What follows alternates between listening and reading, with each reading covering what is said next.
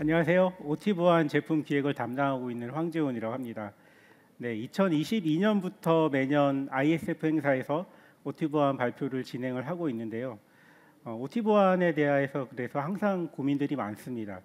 근데 해가 갈수록 생각을 해보면 다른 분야보다 OT 보안이 굉장히 좀 느리고 긴 호흡으로 진행되는 것 같습니다. 그리고 사실 우리는 이제 이 부분을 더 활성화하기를 원하지만 현장에 적용하는 것은 굉장히 쉽지 않은 일로 생각되고 있고요. 그래서 저는 오늘 발표를 준비하면서 이제 여정이라는 단어로 연결을 했습니다. 사실 어떤 보안에 대한 정책을 만들고 그런 것들을 완성해 가는 게 전략적인 측면도 있지만 OT 보안 관점에서는 여정처럼 좀 긴 호흡으로 두고 봐야 되는 게 아닌가 생각을 하고 있고, 그런 여정 가운데 우리 안랩이 어떤 동반자로서 들을 수 있는 가이드가 무엇이 있을까라는 것들을 고민하면서 오늘 발표를 한번 준비를 해보았습니다. 네, 그래서 이제 최근의 위협 동향을 말씀드리고요. 그 다음에 이제 방향성, 그리고 이제 안랩의 전략을 말씀드린 순서로 진행을 하겠습니다. 네, 2010년 스톡스넷이 발생하고 15년 정도 지났습니다. 네, 사실 스톡스넷이 굉장히 오래된 그런 공격 같지만 어떻게 보면 OT 보안의 위협의 전환점을 만드는 그런 중요한 사건으로 얘기를 하고 있고요. 그때 사용되었던 그런 공격 기법이나 방법들이 여전히 동일한 맥락으로 사용되고 있고 점점 더 진화되면서 또 우리의 현실들을 위협하고 있는 것들을 볼 수가 있습니다. 네, 무어의 법칙이라고 있습니다. 잘 아시겠지만 2년마다 트랜지스터의 숫자가 2배씩 올라간다고 하는 기술의 발전을 얘기하고 있는데요. 여기에 머피의 법칙이 있습니다. 예, 기술의 발전과 머피의 법칙을 합치면 아마 이제 보안 위협의 부정적인 측면에서는 안 좋은 일이 더 안 좋게 발생할 수 있다라는 것들을 이제 설명을 할 수가 있는데요. 이렇게 스톡스넷이 현재까지 우리에게 미쳐진 그런 효과들을 보게 되면 랜섬웨어가 사실 OT 환경에서 굉장히 많이 활발하게 나오고 있고, 그리고 이제 이러한 랜섬웨어가 랜섬머니로 가상화폐를 많이 사용하고 있기도 합니다. 그리고 추가적으로 최근에는 IoT다 아니면 여러 가지 디바이스들이 많이 사용되고 있기 때문에 이러한 고도화된 기술들과 환경들이 이 OT 환경에 그대로 적용되고 있는 사례들을 많이 볼 수가 있고요.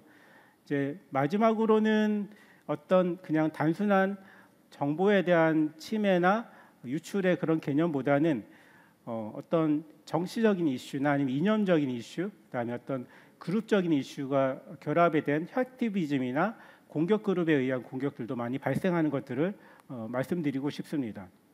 먼저는 기반 시설에 대한 공격 사례를 좀 말씀드리려고 하는데요. 사실 기반 시설 공격 같은 경우에는 핵티비즘이나 공격 그룹에 의해서 이루어지는 그런 케이스들이 많이 있습니다. 그래서 주로 이제 많이 발생하는 국가가 아시다시피 우크라이나나 사우디아라비아, 그리고 이제 미국 같은 등지에서도 많이 발생을 하고 있고, 우리 대한민국도 지정학적인 위치 때문에 사실 공격의 타겟이 되는 경우가 종종 있는 것들을 보게 됩니다. 지금 이제 두 가지 사례를 준비를 해왔는데요. 하나는 2013년 11월에 미국에서 발생한 수처리 시설에 발생한 사고입니다. 그래서 이란의 지원을 받고 있는 사이버 어벤져스라는 그런 이제 핵티비스트들이 미국의 정수장을 해킹한 사건이 있었고요. 그리고 한 사건은 지난달 노르웨이에서 이제 댐의 수문이 비인가된 어떤 그런 공격에 의해서 100% 개방된 그런 사건들이 있었습니다. 두 가지 사건들을 보게 되면 보안의 문제는 우리가 이제 굉장히 크리티컬하다고 한 자산인 PLC가 인터넷에 그대로 노출이 되어 있고, 그 다음에 취약한 패스워드를 사용하고 있습니다. 그리고 디폴트 포트를 사용하고 있기 때문에 보안적인 관점으로도 굉장히 준비가 덜 된, 관리가 덜 된 그런 환경을 말씀드리고 싶고요. 그리고 이제 국내 사례도 보게 되면 제조 환경에서는 이제 랜섬웨어 공격이 많이 발생을 하고 있습니다. 작년에 이제 발생한 공격인데요. 그래서 이제 그 내부에 악성 코드가 잠복을 하고 있다가 이제 가끔씩 유지 보수를 하기 위해서 이제 그 방화벽 포트를 열게 되면 그 사이에 공격자의 CNC 서버로 연결이 되고, 그리고 추가적으로 내부에 전파를 합니다. 그래서 이제 저희 엔드포인트 솔루션인 EPS가 설치되지 않은 그런 시스템 같은 경우에는 이제 감염을 시켜 심지어는 PLC까지도 감염을 시켜서 결국에는 설비가 가동이 중단되는 그런 사건으로 이어지는 케이스도 있었습니다. 두 케이스 모두 이제 관리적인 측면에 문제가 있었는데요. 그러면 이제 이 OT 보안의 사고와 관련돼서 이제 통계들 한번 조사를 해봤습니다. 76% 정도 되는 그런 응답자들이 보안 침해 사고를 겪었다, OT 환경에서. 그리고 가장 염려되는 공격이 무엇이냐라고 물었을 때는 머레어나 악성 코드에 대한 공격이 가장 걱정이 된다라는 것들을 얘기를 하고 있습니다. 그래서 OT 환경도 IT 환경과 같이 이러한 여러 가지 공격들이나 위협에 대해서 실시간 모니터링이 필요한 것들을 이제 절실하게 느끼고 있는데요. 좀 더 제가 쉽게 설명을 드리려고 AI로 이미지를 하나 만들어 왔습니다. 그래서 이제 뭐 이미지 보시면 굉장히 좀 평화롭고 깔끔한 방처럼 보이지만 사실 빛을 비춰보면 수많은 먼지들이 떠다니는 것들을 볼 수가 있습니다. 결코 깔끔하지 않은 방 같습니다. OT 환경의 보안 위협도 같은 그런 측면으로 생각을 해주시면 되겠습니다. 사실 공격을 당하기 전까지는 아무 문제가 없어라고 생각할 수 있지만 결국 우리가 알지 못해서이지 그 부분을 들여다보게 되면 굉장히 많은 보안 위협들이 존재하는 것들을 우리가 볼 수가 있습니다. 이런 부분들을 먼저 이제 두 가지 측면으로 확인해 보려고 하는데 첫 번째는 시스템 관점입니다. 그래서 보안 패치를 적용하기가 굉장히 힘듭니다. 왜냐하면 설비에 대한 패치를 일으켰을 때 일어날 수 있는 부작용 때문에 패치가 굉장히 힘들고요. 그렇게 되면 취약점들이 계속 누적되게 됩니다. 그리고 참고로 저희가 이제 많이 사용해 왔던 윈도우 10 같은 경우에도 다음 달에는 단종을 공지를 하고 있기 때문에 윈도우 11 이외의 나머지 윈도우 OS들은 모두 보안에 대한 업데이트가 지원되지 않고 있는 그런 상황이라고 보시면 되겠습니다. 그리고 USB와 같은 그런 이동식 매체를 많이 사용하고 있는데요. 스톡스넷 같은 경우에도 USB를 통해서 처음에 감염된 그런 사고라고 말씀을 드릴 수가 있겠습니다. 그래서 여전히 유지 보수를 위해서 사용하고 있는 USB가 굉장히 위험한 어떤 요소라고 말씀을 드릴 수가 있고요. 그리고 최근에는 이제 윈도우 대신 리눅스나 안드로이드를 많이 쓰겠다라고 하는 그런 경향들이 있습니다. 근데 사실 윈도우에 대한 라이선스 부담을 줄이는 부분에서는 장점이 있지만 보안 관리 측면에서는 굉장히 어려운 부분이 있습니다. 왜냐하면 검증이 되지 않았고 오픈 소스를 많이 사용하기 때문에 그 안에 들어있는 취약점들이 뭐가 있는지 관리가 굉장히 어려운 부분들도 있습니다. 시스템 측면뿐만 아니라 내부망 모니터링 측면에서도 보게 되면 컴플라이언스가 딱히 정해진 게 별로 없습니다.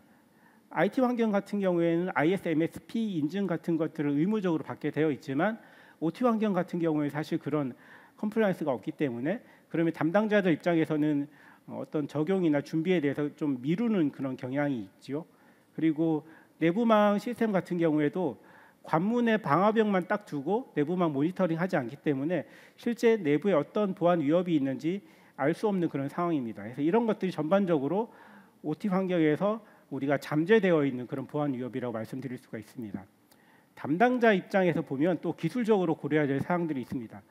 첫 번째 보게 되면 사실 OT 보안을 IT 보안 담당자가 맡는 경우들이 많은데 최근에 이제 기술들이 많이 바뀌고 있잖아요. 뭐 AI다, 제로 트러스트다, XDR이다 여러 가지 기술들이 많이 나오고 있어서 사실 그 기술을 따라가는데도 좀 숨이 벅찰 정도입니다. 근데 어느 날 OT 보안까지 하세요라고 하면 이제 더 멘붕에 빠지게 되는 경우죠. 그래서 뭐 프로토콜도 알아야 되고 PLC도 알아야 되고 정책을 어떻게 만들지 사실 눈앞이 깜깜한 게 OT 보안의 그런 현실이라고 말씀드릴 수가 있겠습니다. 그래서 이런 부분들 때문에 현업에서 보면 IT와 OT 보안 담당자들 간의 마찰이 굉장히 많습니다. 사실 서로 적이 아닙니다. 근데 이제 대화를 보게 되면 굉장히 좀 터프합니다. 그래서 적용하는 게 쉽지 않습니다. OT를 모르시네요. 그러면 이렇게 반대만 하실 겁니까? 그러면 책임지실 겁니까? 이렇게 또 다시 되묻기도 하고요.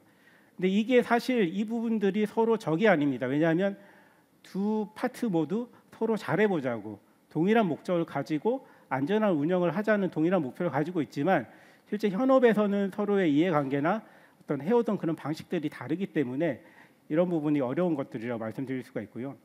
그래서 이제 가트너에서는 얘기를 하고 있습니다. 여러분의 OT 보안 준비 여정은 어느 단계입니까?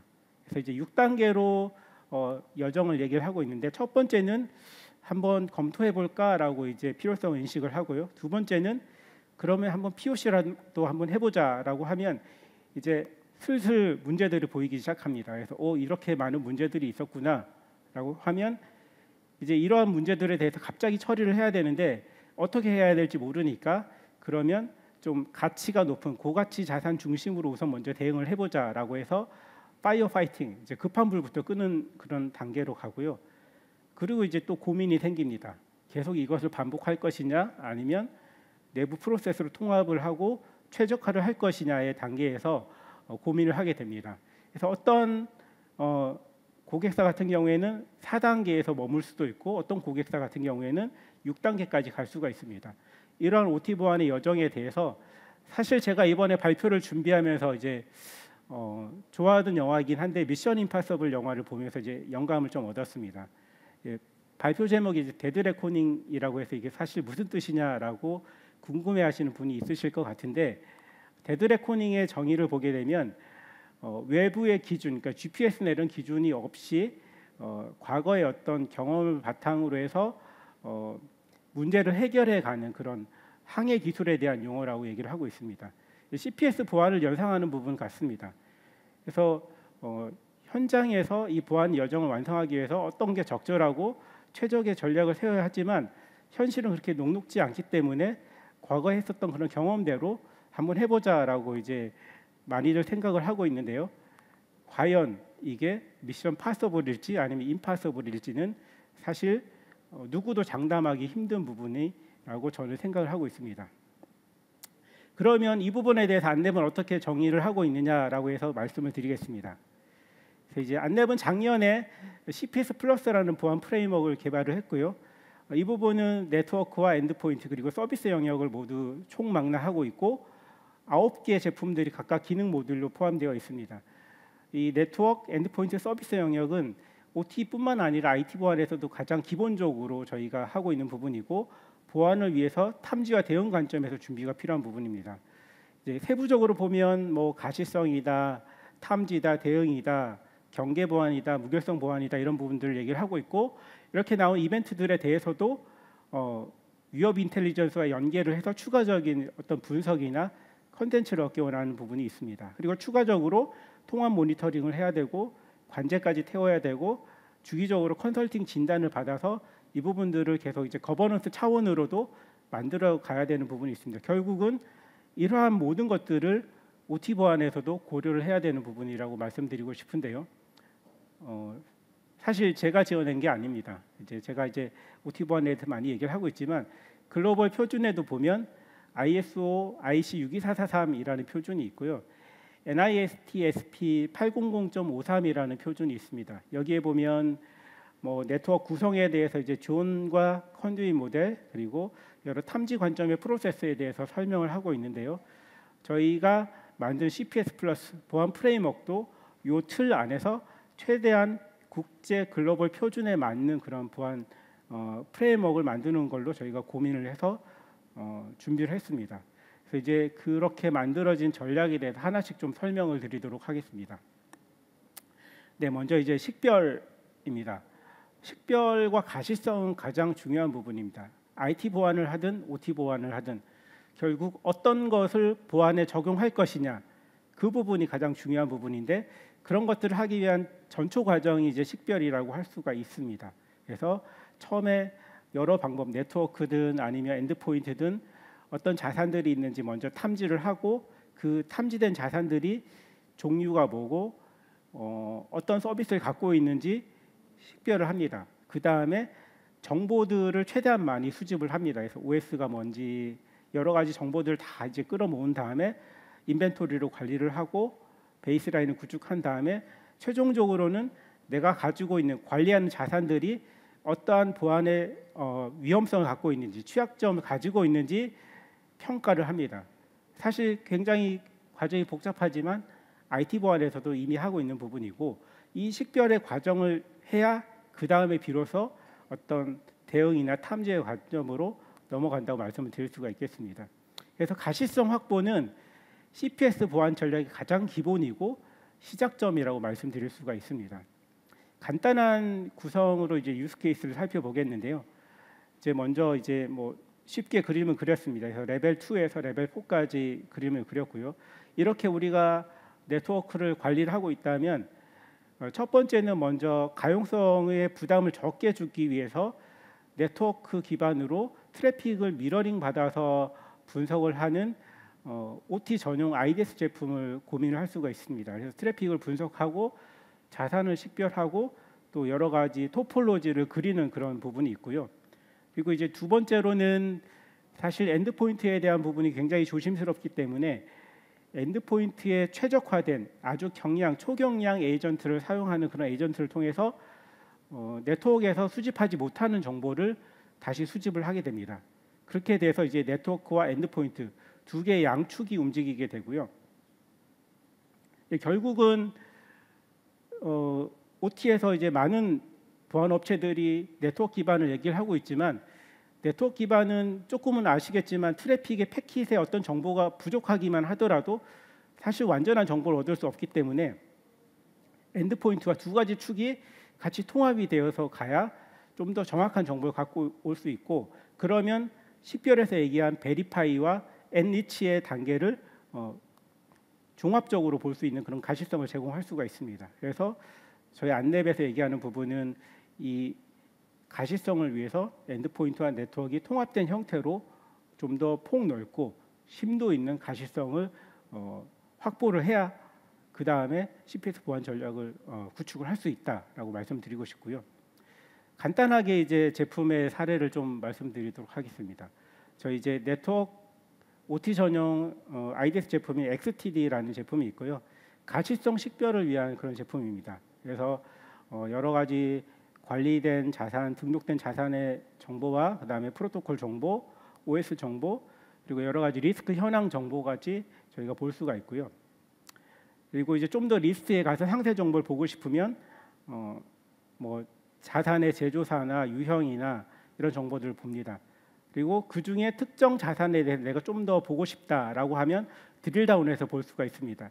그렇게 해서 보게 되면 보시는 것처럼 여러 가지 기본적인 상세 정보와 네트워크와 프로세스 정보들, 그리고 해당 자산에서 나온 여러 가지 보안의 위협에 대한 탐지 정보까지 같이 볼 수가 있습니다.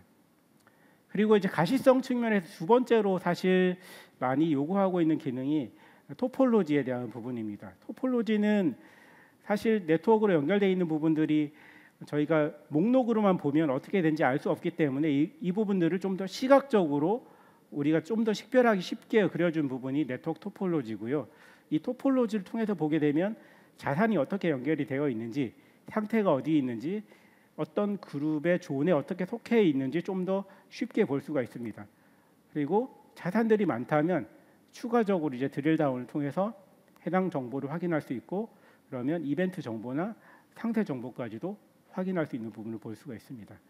이제 지금까지 네트워크에 대한 부분을 말씀드렸다면 그 다음 다른 축 엔드포인트에 대해서 말씀을 드리겠습니다. 그래서 엔드포인트는 저희가 EPS라는 제품이 있습니다. 사실 EPS의 제품은 저희가 정식으로 나온 거는 2010년도 트러스 라인이라는 제품부터 시작을 했고요. EPS 제품만 보게 되면 저희가 OT 보안을 한 지 15년이 넘는 그런 업력이 있다고 말씀드릴 수가 있습니다. 이제 국내외 많은 제조나 공공기관에서 많이 사용되고 있고요. 보시다시피 상세 정보를 보게 되면 OS의 상세 정보를 볼 수가 있습니다. 심지어는 윈도우의 빌드 버전까지 확인할 수가 있고 CPU나 메모리 정보까지는 리소스 정보까지 볼 수가 있기 때문에 어떤 특정 자산의 심도 깊은 어떤 취약점이나 이런 정보를 어세스먼트 하기 위해서 정말 필요한 정보가 되고, 또 헬스 체크 용도로도 사용할 수 있는 부분이라고 보시면 되겠습니다. 그래서 XTD가 EPS와 연동을 하면서 이러한 정보들 다 종합적으로 보게 되면 사실 XTD하고 EPS 연동 환경에서는 식별된 모든 자산에 대한 풍부한 정보들을 한바닥에 보여줄 수 있는 그런 장점이 있고요. 이렇게 엔드포인트와 네트워크 두 가지 축이 함께 제공하는 벤더는 글로벌하게 거의 없습니다. 거의 제가 보기에도 안랩과 이제 몇 개 제품 다른 타사 정도 하나 정도로 얘기할 수 있는 그런 안랩의 특장점 중에 하나라고 이해를 해주시면 되겠습니다. 네, 앞서 이제 가시성에 대한 설명이 좀 길었는데요. 그 이후에 이제 가시성은 시작입니다. 그러면 시작을 하고 나면 그다음에 우리가 이제 식별한 그런 목표에 대해서 어떤 보안 위협이 있는지 탐지를 해야 되고 그 이후에 이제 보호를 해야 됩니다. 그런 것들을 위해서 악성 코드나 앞서 말씀드린 랜섬웨어, 취약점 그리고 이제 이상 탐지 같은 부분을 저희가 탐지를 해야 되고 그리고 OT 환경이기 때문에 인가되지 않은 프로그램이나 비인가 접속, USB에 대한 부분들도 탐지를 해야 됩니다. 그래서 ISO 표준에서는 이런 부분들을 뭐 여러 가지로 얘기를 하고 있는데요. 원격 접속을 탐지해야 된다, 내부 시스템 간 연결을 봐야 된다, 감염된 디바이스를 봐야 된다, 그리고 이제 PLC 로직에 대해서도 봐야 된다라고 하고 있는데 그림이 좀 복잡해서 제가 좀 쉽게 더 그렸습니다. 그래서 이제 좀 더 풀어서 그리면 이러한 정보들을 우리가 탐지하고 보호해야 된다고 얘기를 하는데 그럼 어떻게 할 것이냐에 대해서는 또 이제 제품 관점으로 설명을 드리면 먼저 이제 엔드포인트 관점에서 얼로우리스 기반의 EPS 제품을 통해서 우리가 사실 패치도 잘 안 되고 그렇지만 여러 가지 보안 위협들이 발생하고 있는데 그런 것들을 사전에 허용된 그런 목록에 대해서만 허용을 해주고 허용되지 않은 그런 프로세스에 대해서는 차단을 하게 되면 아무리 신종이나 변종 공격이 오더라도 선제적으로 해당 보안 위협을 탐지를 할 수가 있습니다.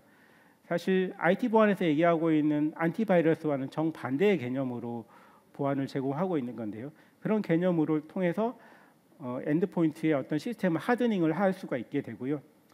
그리고 이제 외부에서 오는 접근에 대해서도 관문의 OT 프로토콜을 제어할 수 있는 그런 방화벽, XTG라는 방화벽을 통해서 원격 접속을 제어할 수 있습니다. 그리고 마지막으로 내부에 있는 여러 가지 보안 위협의 전파에 대해서도 XTD를 통해서 탐지를 하는 방식으로 제공할 수가 있고요.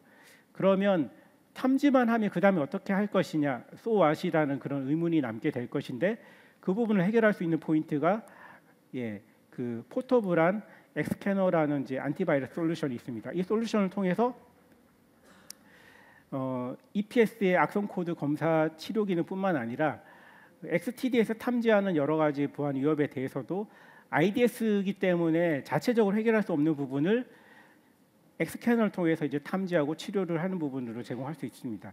사실 이 엑스캐너를 사용하게 되면 굉장히 유연한 콤비네이션으로 EPS나 엑스캐너와의 어떤 대응에 대한 관점으로 사용할 수 있는 부분이라고 강조를 드리고 싶은 부분입니다. 그래서 이런 부분들이 연결된 부분들을 또 보게 되면 말씀드린 것처럼 어떤 현황들을 드릴다운을 하게 되고 그리고 이제 보시는 것처럼 제가 이제 준비한 화면은 워너크립터라는 그런 랜섬웨어에 대한 부분이고요. 이 워너크립터가 발생을 했을 때 저희는 이제 스레트 트래킹 기능을 통해서 어디에서 어디로 갔는지 유포지를 추적을 할 수가 있습니다. 그리고 그 부분을 토폴로지를 통해서 연결된 부분들을 조회할 수 있기 때문에 실제로 유포된 유포지를 계속 쫓아가서 결국에는 엑스캐너를 통해서 검사하고 치료하는 것으로 대응까지 연결할 수가 있습니다. 또한 우리가 탐지된 그런 위협들에 대해서 그냥 단순히 탐지만 할 것인지 어떤 위협인지 그냥 탐지가 되었구나라고 그냥 끝나는 것이 아니라 안랩의 스레드 인텔리전스와 연동을 하게 되면 해당 정보에 대해서 좀 더 상세한 정보를 얻을 수가 있습니다. 그래서 심각도나 아니면 추가 정보를 확인할 수가 있고 뭐 연관 보고서 같은 것들을 통해서 향후의 대응 방안을 우리가 마련할 때 참고할 수 있는 그런 중요한 참고 자료로 사용도 할 수가 있습니다. 보시는 것처럼 위험도나 추가 정보를 확인할 수가 있습니다. 이런 것들을 종합을 해서 이제 유스 케이스를 하나를 보여드리면 저희가 이제 어떤 제품을 설치하기 전에 악성 코드 제로화를 먼저 하는 부분들이 있습니다. 그래서 이제 내부에 보면 여러 가지 뭐 침해 사고나 악성 코드들이 있고 그런 악성 코드들이 내부에 뭐 NAS나 SMB를 통해서 전파가 됩니다. 전파되는 것들에 대해서 저희가 어디서 어디로 가는지 유포지를 찾기 위해서는 네트워크 기반으로 스레스를 트래킹을 하고요. 결국은 저희가 알려진 유포지에 대해서 엑스캐너를 치료를 하고 최종적으로는 하드닝을 위해서 EPS를 저희가 설치를 하게 됩니다. 그렇게 되면 보시는 그래프처럼 처음에는 다수의 악성 코드가 탐지가 되었지만 결국에는 내부 환경이 굉장히 클린한 환경으로 제로화가 되는 것들을 저희가 이제 지속적으로 보통 많이 사용하는 케이스라고 설명드릴 수가 있겠습니다. 예, 또 한 가지 축으로 말씀드릴 수 있는 부분이 이제 물리적인 일방향 전송 제품이고요. 이미 공공기관이나 제어공장이나 데이터 센터에서 많이 사용하고 있는 부분인데 크리티컬한 산업용 네트워크로 접근하는 것들을 최대한 제어하기 위해서 내부의 정보를 외부로 빼서 모니터링하는 것으로 저희가 지원을 하고 있습니다. 그렇게 되면 관리자가 접근하는 것이 어려운 만큼 당연히 공격자도 접근을 할 수가 없고, 그렇지만 관리자는 외부로 뽑아진 그런 데이터를 보면서 모니터링 할 수 있기 때문에 보다 안전하게 내부망을 지킬 수 있는 그런 방식으로 말씀드릴 수가 있겠습니다. 네, 가시성, 그 다음에 탐지와 보호에 대해서 말씀을 드렸는데, 이제 마지막으로는 이게 대응에 대한 관점을 말씀드리겠습니다. 앞에서 저희가 이제 탐지된 여러 정보들에 대해서 사고 조사를 위한 그런 이벤트 분석이 필요하고요. 그리고 어떤 치료나 차단에 대한 부분이 필요하면 맨 마지막으로는 서비스 관점에서 어떻게 이거를 지속 가능하도록 주기적으로 지킬 것이냐라는 거버넌스 측면의 고려가 필요합니다. 사실 오늘 발표의 가장 하이라이트 끝부분이라고 말씀을 드릴 수도 있고요.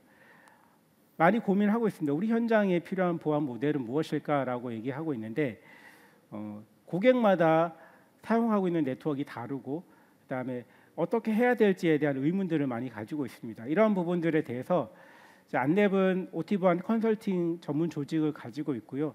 그래서 고객 현장마다 각각의 보안 상태가 다르기 때문에 전문가의 진단을 따라서 최적의 보호 대책을 마련하는 것이 중요합니다. 이는 비록 공공기관뿐만 아니라 여러 제조나 아니면 여러 기업들에서도 사실 어떤 보호 대책을 마련하기 전에 사전에 이런 취약점 진단이나 어떤 대응 방안 마련에 대한 부분이 필요한 것처럼 그런 부분에 대한 고려가 먼저 필요합니다. 그래서 솔루션을 먼저 도입할 것이 아니라 규정과 현장 필드 분석을 통해서 최적의 어떤 보안 모델을 찾고 거기에 맞는 맞춤형 모델과 솔루션 매핑을 통해서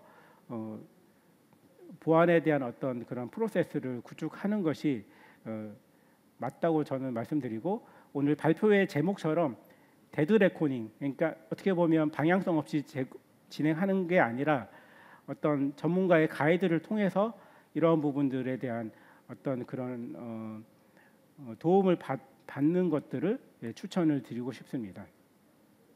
네, 마지막으로 좀 어떻게 보면 안랩의 OT 보안에 대해서 좀 자랑해야 될 부분이라고 말씀드릴 수 있는 부분인데, 얼마 전에 이제 세계적인 리서치 기관 프로스트 설리반에서 발표한 프로스트 레이더 2025의 OT 보안 솔루션 리더로 안랩이 선정이 되었습니다. 그래서 글로벌하게 13개 벤더가 지금 선정이 되어 있는데요. 그 중에 한 자리에 이제 안랩이 있습니다. 예, 바로 이 자리에 있는데요. 여기에 있는 이제 두 가지 지표가 있습니다. 이제 혁신의 지표와 성장의 지표가 있는데, 이 부분에 대해서 좀 더 짚고 넘어가면 저희는 이제 먼저 혁신의 지표에서 굉장히 높은 평가를 받았습니다. 여기 있는 여러 글로벌 리더들 중에 거의 이제 최고 정도의 평가를 받았는데, 이 부분은 앞서 계속 제가 이제 여러 가지 케이스를 말씀드렸지만 안랩의 CPS 플러스, 즉 보안 프레임워크를 통해서 여러 가지 유연한 보안 모델을 만들 수 있는 그런 부분들이 혁신의 높은 어떤 평가로 분석이 되었다고 이제 보고서에서는 설명을 하고 있고요. 이제 성장 측면에서는 아직은 저희가 한국과 APEC 지역에서 이제 많이 영향력이 있고 글로벌하게 계속 안랩이 확대를 할 거기 때문에 다음에는 이 성장 측면도 훨씬 더 올라갈 것으로 저는 기대를 하고 있습니다. 네, 이제 오늘의 발표를 정리를 하면서요. 하나씩 좀 더 랩업을 짚고 랩업을 하도록 하겠습니다. 네, 불확실한 OT 보안의 어떤 그런 환경에서 지속적으로 이런 부분들 우리가 지키기 위해서는 올바른 방향 설정과 전략이 필요하다는 것들을 말씀드리고 싶고요. 네, 안랩은 이제 그동안 여러 가지 경험들을 많이 쌓고 또 수많은 레퍼런스를 가지고 있습니다. 그래서 이제 컨설팅 전문가 분야뿐만 아니라 솔루션 차원에서도 이제 많은 경험들을 가지고 있는데, 이렇게 저희가 준비된 안랩의 CPS 플러스를 한번 경험해 보시기를 추천드리고요. 그래서 주저하지 마시고 POC나 이런 부분들을 신청을 해주시면 저희가 그에 대해서 사실 함께 고민하고 함께 맞춰가도록 하겠습니다. CPS 보안이 단독적으로 완성하기 굉장히 힘든 부분이기 때문에 이러한 부분들은 고객과 벤더가 동반자가 되어서 효율적으로 전략을 만들어가는 것이 굉장히 중요하다고 말씀드리고 싶고요. 이런 부분들을 다시 좀 상기를 시켜드리면서 오늘 발표를 마치도록 하겠습니다. 네, 경청해 주셔서 감사합니다.